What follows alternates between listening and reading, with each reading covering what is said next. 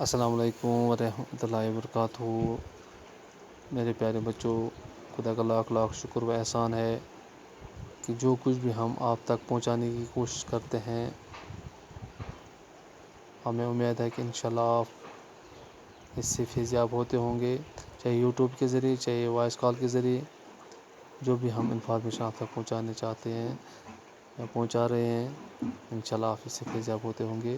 اور مجھے امید یہ بھی ہے کہ آپ دوسرے بچوں کو، جن کے پاس یہ موبائل نہیں ہے، بڑا موبائل نہیں ہے، وہ دوسرے بچوں کو جمع کر کے ان تک یہ بات پہنچانے کی کوشش کیا کرو گے گھر بیٹھے بیٹھو۔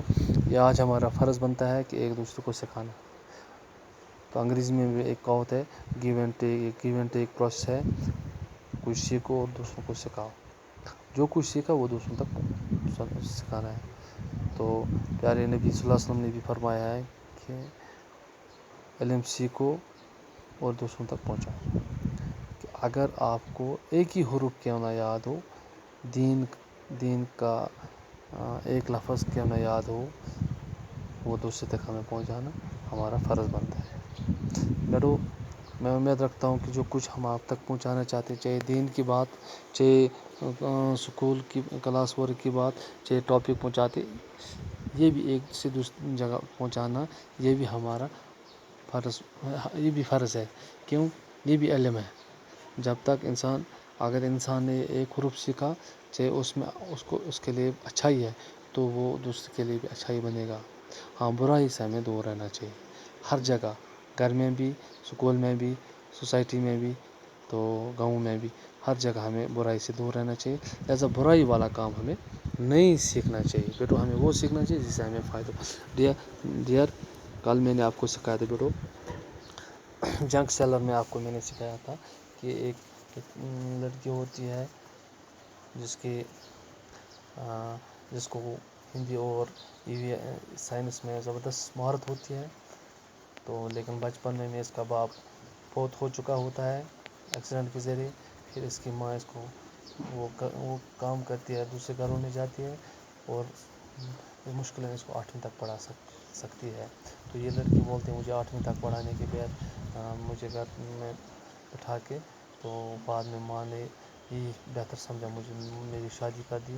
یہ غریب گھر میں میری شادی ہوگی۔ جو چائے کا دکان چلاتے تھے، وہ ان کا مٹی کا گھر تھا۔ تو پھر جب وہ چائے کے دکان میں وہ کچھ پیسہ کماتے تھے اور گھر چلاتے تھے۔ تو بعد میں میرے چاچی نے ہمیں ایک مشورہ دیا کہ آپ لون نکالو، 8000 روپیہ لون نکالا، اور ہم نے ٹائروں کا دکان چھوڑ دیا۔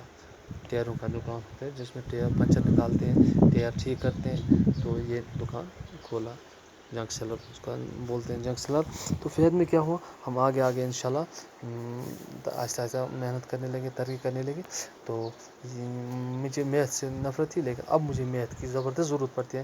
میں دکان پر بیٹھتی تھی، تو وہاں مجھے حساب کا خیال رکھنا پڑتا تھا کہ دو دونی کتنا ہو گیا 4، 3 دونی کتنا ہو گیا 6، یا کسی کے پاس 100 روپیہ ہے، اس کو 50 روپیہ لینا تھا، 50 اس کو واپس دینا تھا۔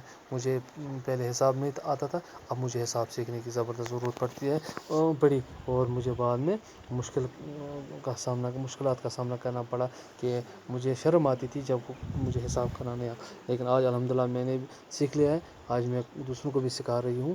تو اس وجہ سے یہاں سے پیج نمبر 78 آگے بڑھا رہے ہیں، سکھا رہے ہیں ہمیں کہ people laughed and tested us about our work. لوگ ہنستے تھے ہمارے اوپر کہ یہ کون سا کام آپ نے چنا ہے، ہنستے تھے، کیا بولتے تھے، دے کال اٹ گندا کام، وہ بولتے تھے یہ گندا کام ہے، ٹائر ٹھیک کرنا، ٹائروں کو پنچر نکالنا، یہ گندا کام ہے، ہاں ڈرٹی بزنس ہے، یہ کوئی اچھی بزنس ہے۔ But I not think so, مگر میں اس کی طرف بادر نہیں کرتی تھی۔ I knew this area would work, میں اپنے کام کی طرف توجہ دیتی تھی۔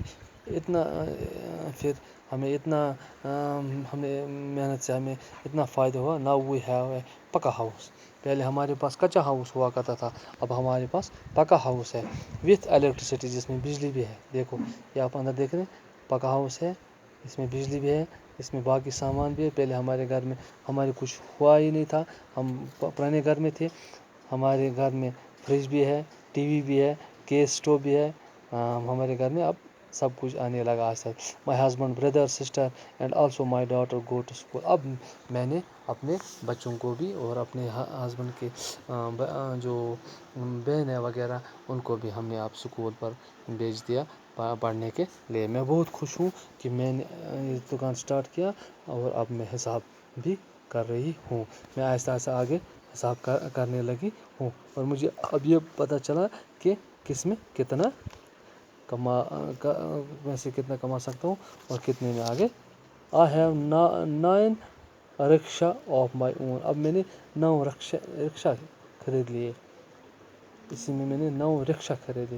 رکشا یہاں پر کشمیر میں نہیں ہوتا ہے، باہر ہوتا ہے. تو دیکھو آگے سائیکل جیسا ہوتا ہے، پیچھے سیٹ ہوتی ہے.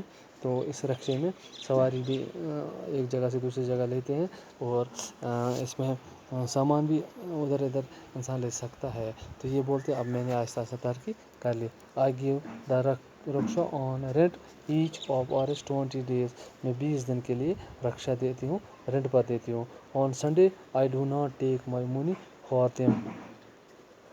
I do not take any money for them. میں سنڈے کو مفت یہ رکشا دیتی ہوں. اور یہ مجھے امید ہے کہ آپ لوگ میتھ کی طرف توجہ دیں گے، پڑھائی کی طرف توجہ دیں تاکہ آپ بھی آگے جا کر اپنا نام اور اپنے ماں باپ کا نام روشن کر سکیں.